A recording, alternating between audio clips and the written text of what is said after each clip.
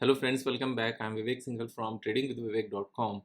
और आज ये फोर्थ वीडियो है हमारी 100 वीडियोस की सीरीज़ की।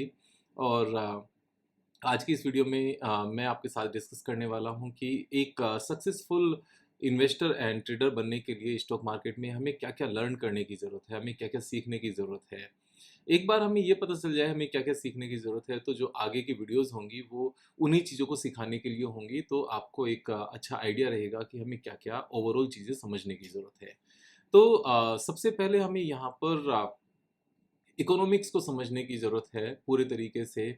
इकोनॉमिक्स का मतलब यहाँ पर हमारा इकोनॉमिस्ट बनने से नहीं है, बल्कि लेमन लाइफ को समझने से है कि एक इंसान को किस किस चीज़ की ज़रूरत होती है और पूरे वर्ल्ड में क्या क्या चीज़ें होती हैं, कौन कौन से सेक्टर्स हैं, कौन कौन सी इंडस्ट्रीज़ हैं, क्या क्या प्रोडक्ट्स हैं, क्या क्या सर्विसेज हैं। तो उन सब चीज़ों के बारे में हमें रीड करना करना होगा। जैसे हम सपोज बात करें, कोयला है जिसको कोल कहते हैं इंग्लिश में, नॉट इंग्लिश में। तो कोल का कहाँ-कहाँ यूज़ है, उसके बाद में जैसे क्रूड है, क्रूड से क्या-क्या प्रोडक्ट्स बनते हैं, पेट्रोल, डीज़ल, और उसके बाद में आपका केरोसिन भी बनता है, और फिर जो रोड बनाने के लिए तारकोल यूज़ होता है वो भी बनता है, फिर यहाँ पर लुब्रिकेंट भी बनता है। वो सारे प्रोडक्ट्स हैं, और इसका यूज़ हमारा एशियन पेंट मीन्स जो पेंट इंडस्ट्रीज़ है उसमें भी जाता है, टायर्स मेकिंग में भी इसका यूज़ होता है। तो हमें ओवरऑल इकोनॉमिक्स को प्रोडक्ट्स के हिसाब से समझने की ज़रूरत है। फिर साथ में हमें यहाँ पर पॉलिटिक्स को समझने की ज़रूरत है। पॉलिटिक्स को समझना इसलिए इम्पोर्टेंट है कि कौन-सी गवर्नमेंट कौन-कौन से स्टेट्स में है, और किस-किस कंट्री में कौन-कौन सी गवर्नमेंट है, उन गवर्नमेंट की आइडियोलॉजी क्या है। वो एक तरीके से यहाँ पर डेवलपमेंट को ज़्यादा ध्यान में देते हैं या कम ध्यान में रखते हैं, या फिर यहाँ पर रिलीजन को ज़्यादा ध्यान में रखते हैं, या फिर ग्लोबलाइजेशन को ध्यान में रखते हैं, या अपनी कंट्री को मीन्स अपने अंदर समेटना चाहते हैं। तो ये चीज़ों को समझना इतना इम्पोर्टेंट है, क्योंकि जब तक हम पॉलिटिक्स को ध्यान से नहीं समझेंगे तो हमें पता नहीं चलेगा कि कौन सी गवर्नमेंट आने पर कौन से प्रोडक्ट्स यहाँ पर ज़्यादा बिकने वाले हैं, कौन सी चीज़ें ज़्यादा बिकने वाली है, कि इंफ्रास्ट्रक्चर के ऊपर कितना काम होगा, कितना नहीं होगा। पीएसयू बैंक्स वापस से एनपीए में चले जाएंगे, या पीएसयू बैंक्स अच्छा करते रहेंगे। तो ये सब डिपेंड करेगा पॉलिटिक्स के अंडरस्टैंडिंग से। तो यहाँ पर पॉलिटिक्स को समझना बहुत इंपॉर्टेंट है। साथ में फिर यहाँ पर हमें एक बात और समझना है कि आज की डेट में हम लोग कौन-कौन से प्रोडक्ट्स या सर्विसेज को यूज़ करते हैं। अब इस चीज़ को समझने के लिए हमें अपने इंडिया को ग्लोबल लेवल पर समझना पड़ेगा, मीन्स इंडिया वर्सेस वर्ल्ड। कि जैसे-जैसे हमारी पर कैपिटा इनकम बढ़ती रहेगी, जैसे-जैसे हमारी जीडीपी ग्रोथ आती रहेगी, उस जीडीपी ग्रोथ के चलते ऐसे कौन-कौन से प्रोडक्ट्स हैं जो वर्ल्ड ओवर डेवलप्ड कंट्रीज़ में यूज़ होते हैं, या कौन-कौन सी सर्विसेज़ हैं जो वर्ल्ड ओवर डेवलप्ड कंट्रीज़ में यूज़ होती हैं, फिर वो यहाँ भी यूज़ होना शुरू हो जाएँगी। तो पर कैपिटा इनकम का इस बात से सीधा-सीधा लिंक है। तो हम एक तरफ अमेरिका देख सकते हैं, दूसरी तरफ हम चाइना देख सकते हैं, और फिर हम अपने आप इंडिया को देख सकते हैं। तो जो यूएस बनने का रास्ता है वो चाइना की से नॉलेज लेकर उसी डायरेक्शन में होकर जाता है, कि आज की डेट में जब चाइना की per capita income 13-14,000 US dollar है, और अमेरिका की 70-80,000 डॉलर है, और इंडिया की अभी सिर्फ 26-2700 डॉलर है।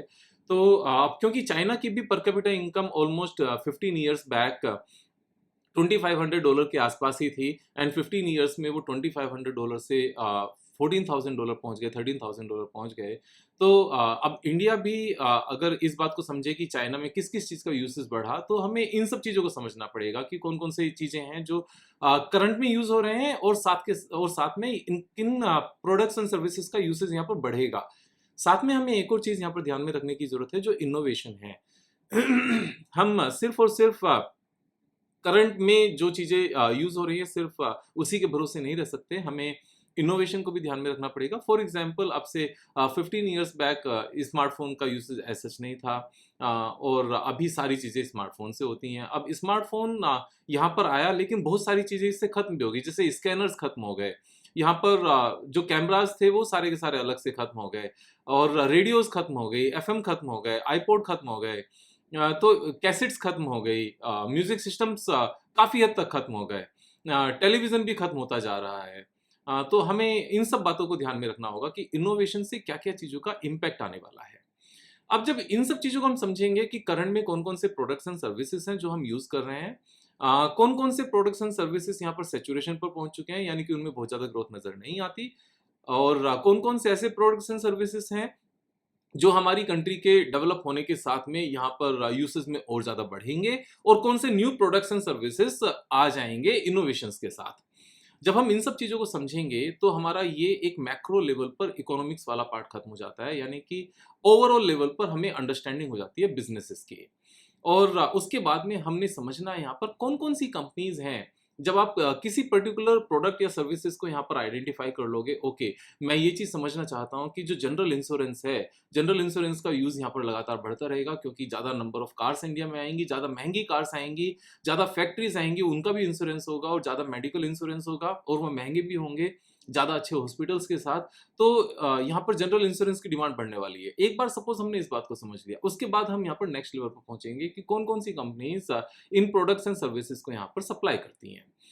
यहाँ पर जब हम एक बार प्रोडक्ट्स और सर्विसेज़ के बेस पर कंपनीज़ को फाइनलाइज़ कर लेंगे, तो हो सकता है कि बहुत सारी कंपनीज़ एक ही सेक्टर या इंडस्ट्री में निकल कर आएँ, और ये पूरा एक बुके बनाने के बाद में हमने फर्दर डीप डाउन जाने की ज़रूरत होगी कि कौन-कौन सी कंपनीज़, इन सारी कंपनीज़ में जो किसी प्रोडक्ट्स एंड सर्विसेज़ को प्रोवाइड करती हैं, उनमें से कौन-कौन सी कंपनीज़ ऐसी हैं जिनका पास्ट ट्रैक रिकॉर्ड अच्छा है और जिनकी बैलेंस शीट भी अभी स्ट्रॉन्ग है। बैलेंस शीट स्ट्रॉन्ग होने के लिए बहुत सारे कॉन्सेप्ट्स होंगे जो हम आगे चल के समझेंगे। तो यहाँ पर इन 2 चीज़ों को जब हम समझ लेंगे कि किनका पास्ट ट्रैक रिकॉर्ड अच्छा है और किनकी बैलेंस शीट यहाँ पर स्ट्रॉन्ग है और यहाँ पर प्रॉफिटेबिलिटी भी अच्छी है। इन सब चीज़ों को समझने के बाद में हम यहाँ पर बेसिकली स्टार्ट हमने किया ओवरऑल इकोनॉमी से, पूरी लाइफ से, वर्ल्ड को इंडिया के साथ रखते हुए, कंपैरिजन करते हुए, उन प्रोडक्ट्स एंड सर्विसेज को यहाँ पर फाइंड आउट करते हुए कि कौन-कौन से अभी आज की डेट में डिमांड में हैं, किनकी डिमांड बढ़ती रहेगी और कौन सी new products and services demand में आएँगे इनोवेशंस के चलते हुए। उसके बाद में कौन-कौन सी कंपनीज़ हमने ये प्रोडक्ट्स एंड सर्विसेज को यहाँ पर प्रोवाइड करती हैं, उनकी बड़ी सी लिस्ट बनाई। उन बड़ी सी लिस्ट के बाद में हमने उनको फर्दर डीप डाउन रिसर्च करके इस चीज़ को फाइनलाइज़ किया कि किनकी बैलेंस शीट यहाँ पर अच्छी है, किनका पास्ट ट्रैक रिकॉर्ड अच्छा है और कौन-सी कंपनीज़ प्रॉफिटेबल हैं और इन सब चीज़ों के चलते अच्छा करती रहेंगी। इन सब चीज़ों को समझने के बाद भी जब हम एक बार फाइनली लिस्ट डाउन कर लें कि वो सारी कंपनीज़ हैं, जिनको हमने यहाँ पर फाइनली सेलेक्ट किया है, उनमें भी ऐसा नहीं है कि every time is a good time to buy those stocks. कभी भी ऐसा नहीं होता कि किसी भी टाइम पर उन कंपनीज़ को परचेज़ कर लिया जाए, क्योंकि कंपनीज़ अच्छी हैं, इनके प्रोडक्ट्स एंड सर्विसेज़ अच्छे हैं, ऐसा नहीं करना चाहिए। उसके बाद हमारा यहाँ पर टेक्निकल एनालिसिस का पार्ट शुरू होता है कि वो कौन-सा टाइम है जब इन कंपनीज़ के शेयर्स को परचेज़ किया जाए, किस प्राइस पर परचेज़ किया जाए और किस प्राइस पर इनको सेल किया जाए। इसके लिए हमें टेक्निकल एनालिसिस का यूज़ करना होता है और टेक्निकल एनालिसिस में भी 3-4 तरह की चीज़ें होती हैं, जैसे इंडिकेटर्स होते हैं, टेक्निकल चार्ट पैटर्न्स होते हैं, या फिर सिंपली हम ट्रेडिशनल पैटर्न्स देख सकते हैं कि कितना नीचे गया और 52 वीक हाई से कितना लो है, 52 वीक हाई से कितना ऊपर है, लाइफ टाइम हाई से कितना लो है, लाइफ टाइम हाई के आसपास चल रहा है क्या। वो सारी चीज़ें हमें हेल्प करती हैं इस बात को डिसाइड करने में कि इस कंपनी के शेयर को जो आपने फाइनलाइज़ की है, किस प्राइस पर हमें परचेज़ करना चाहिए और किस प्राइस पर हमें निकल जाना चाहिए। तो ये सारे पॉइंट्स हैं। इन सब चीज़ों के साथ में यहाँ पर फिर एक नेक्स्ट लेवल और आता है, जहाँ पर हम डिसिप्लिन की बात करते हैं। डिसिप्लिन में बहुत सारे कॉन्सेप्ट्स हैं, लाइक हमें स्टॉप लॉस जैसी चीज़ें यूज़ करनी चाहिए क्या? हमें एफ एंड ओ से दूर रहना चाहिए क्या? हमें यहाँ पर कौन-सा पैसा यूज़ करना चाहिए? कितने टाइम तक यूज़ करना चाहिए? कितना हम मार्केट से एक्सपेक्ट कर सकते हैं? कितने रिटर्न्स एक्सपेक्ट कर सकते हैं? स्टॉक मार्केट के फ़ायदे क्या हैं? स्टॉक मार्केट के नुकसान क्या हैं? यहाँ पर जब मार्केट डाउन जाती है तो चैलेंजेस क्या आते हैं? हाँ, तो वो सारी चीज़ें साथ में हैं। तो यहाँ पर बेसिकली 3-4 कैटेगरीज़ हैं। सबसे पहले ओवरऑल इकोनॉमी को यहाँ पर ध्यान में रखना, उसके बाद में कंपनीज़ को सिलेक्ट करना, कंपनीज़ को सिलेक्ट करने के बाद में उन कंपनीज़ को सिलेक्ट करना जिसमें हमने ट्रेड करना है, उसके बाद में सही टाइम का यूज़ करना कि हम यहाँ पर अच्छे से कर पाएँ, और उसके बाद में हम ट्रेड मैनेजमेंट या इन्वेस्टमेंट मैनेजमेंट की बात करें, जिसमें हमारा डिसिप्लिन भी आ जाता है, एसेट एलोकेशन भी आ जाती है, एक ही स्टॉक में कितना पैसा लगाना चाहिए ये भी आ जाता है, फियर एंड ग्रीड के कॉन्सेप्ट्स आते हैं, यहाँ पर न्यूज़ वर्सेस रूमर्स की बातें आती हैं, कहाँ से न्यूज़ पढ़ी जाए वो सारे पॉइंट्स आते हैं, कौन सी बुक्स हेल्प करेंगी वो सारे पॉइंट्स आते हैं। तो वो सारी चीज़ें भी यहाँ पर कवर करेंगे। तो ये 4-5 चीज़ें हैं, इन सब चीज़ों को करना ज़रूरी है। अब कई बार बात ये आती है, विवेक भाई, अगर इनमें से सपोज जैसे जो फाइनेंस बैकग्राउंड के नहीं है, जो या अकाउंटिंग बैकग्राउंड के नहीं है, उनके लिए कितना डिफिकल्ट होगा यहाँ पर बैलेंस शीट को समझना या P&L स्टेटमेंट को समझना। तो देखो, उन सब चीज़ों को ईज़ी करके समझाना मेरा काम है। आपका काम है सारी वीडियोज़ को डिटेल में देखना। काफ़ी सारे लोग यहाँ पर कमेंट बॉक्स में डाल रहे हैं कि विवेक भाई, आप ना वीडियो के जो थंबनेल है अभी आप जैसे मैं बना रहा हूँ कि video number 2 of total 100 videos, video number 1 of total 100 videos या video number 3 of total 100 videos, कि ऐसा करने के बदले आप यहाँ पर टॉपिक डालो जिससे जिसको जो टॉपिक देखना है वो टॉपिक देखकर सिर्फ उसी को देखकर काम चला सकें। तो देखो, एक चीज़ हमेशा ध्यान से समझना, we don't know what we don't know. हमें नहीं पता कि हमें क्या-क्या नहीं पता। इसलिए अगर आप मार्केट में सीखने की बात कर रहे हो, तो मेरा कहना है कि सारी ही 100 वीडियोज़ को पूरी ही देखो, और यही मेरा पर्पस है कि मैं यहाँ पर थंबनेल पर टॉपिक का नाम नहीं लिख रहा हूँ, क्योंकि कई बार क्या होता है कि हम बहुत बड़े चौधरी बन जाते हैं कि हमें तो ये तो पता है। तो मेरा कहना ये है कि अगर आपको पता है तो रिवीजन हो जाएगा, एक कंफर्मेशन हो जाएगी, नहीं पता है तो सीख जाओगे। अगर 15-16 मिनट्स एक वीडियो को देखने में नहीं निकाल सकते, तो नेटफ्लिक्स भी तो देखते हैं, और व्हाट्सएप पर भी तो लगे रहते हैं, यहाँ पर इंस्टाग्राम भी तो देखते हैं। ऐसा तो है नहीं कि 24 आवर्स में से हमारे पास 15 मिनट्स नहीं है, और अगर 24 आवर्स में से 15 मिनट्स नहीं है, वैसे तो 24 आवर्स की बात ही नहीं है, क्योंकि एवरीडे तो मैं वैसे भी वीडियो नहीं बनाता हूँ। अगर 48 आवर्स में 14-15 मिनट्स नहीं है, तो और वो भी स्टॉक मार्केट से पैसा कमाने के लिए, जो लाइफ को पूरी तरीके से बदल सकता है, फिर तो काहे ही किया जाए। वहाँ पर वैसे अपने फॉलोअर्स ऐसा नहीं है, लेकिन कुछ लोग जो कमेंट्स करते हैं, ये उनके लिए मैसेज है। मैं ये कहूँगा कि डिटेल में सारी वीडियोस देखो। तो मीन्स प्रॉब्लम क्या है? अगर आपको लगता है कि ये टॉपिक मुझे पहले से पता है, तो 1.5 की स्पीड पर देखो। वैसे तो मेरी बोलने की स्पीड ऐसे ही 1.5 की इक्वल रहती है। थोड़ा सा स्लो करके भी देखोगे तो भी चलेगा, लेकिन फिर भी यहाँ पर सारी वीडियोज़ को ध्यान से देखो। तो जो मैंने अभी अभी ये अप्रोच बताई, ये टॉप टू बॉटम अप्रोच है। यानी कि हम सबसे पहले टॉप पर जा रहे हैं, ओवरऑल पूरा हम देख रहे हैं। उसके बाद में टॉप टू बॉटम या बॉटम टू टॉप, इसको कैसे भी समझ लो।